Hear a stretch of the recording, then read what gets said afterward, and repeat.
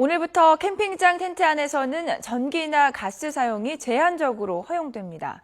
올해 초 인천에서 발생한 글램핑장 화재 3사 이후 정부가 대책을 마련한 데 따른 건데요.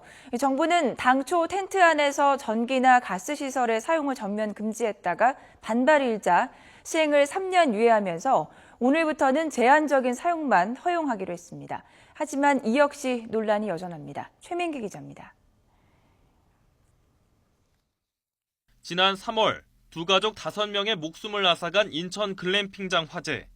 원인은 전열기구 과열이었습니다. 이후 정부는 이런 참사를 막겠다며 야영장 안전관리 기준 강화 법안을 입법 예고했습니다.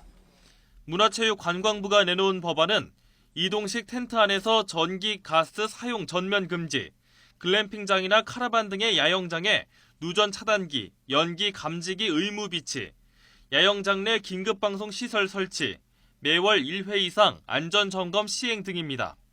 여기서 문제가 되는 것은 텐트 내 전기가스 금지, 텐트 내에서 어떤 난방기구도 전혀 사용할 수 없다는 겁니다. 텐트 안에서 잘 때 아무것도 쓸 수 없다 그러면 좀 난감한 상황인데요.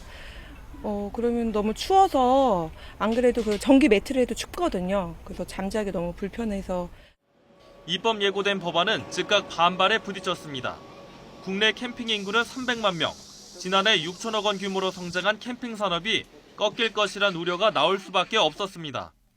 문체부가 시행한 전자공청회에서는 반대가 무려 99%에 이를 정도였습니다. 사계절이 뚜렷한 나라와 또 낮과 밤의 온도차가 심한 나라에서 사실 캠퍼들은 전기기구를 사용을 하고 있습니다. 또 필요한 부분도 일부 있고요. 그런데 이런 현실적인 문제를 돌아보지 않고 결국 정부가 손을 들었습니다.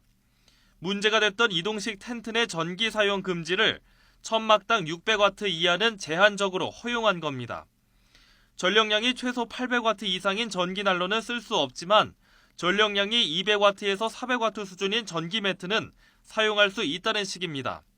그러나 문제는 유예기간 3년이란 단서가 달렸다는 점입니다. 제한적으로 허용이 가능한데 3년 뒤에는 다시 금지한다는 말씀입니다. 저기요? 현재 뜻은 그렇습니다. 네, 3년 이제 그때쯤 되면 금지에 나가겠다는 거죠. 원래 안대로.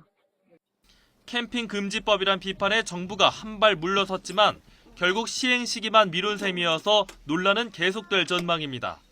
YTN 최민기입니다.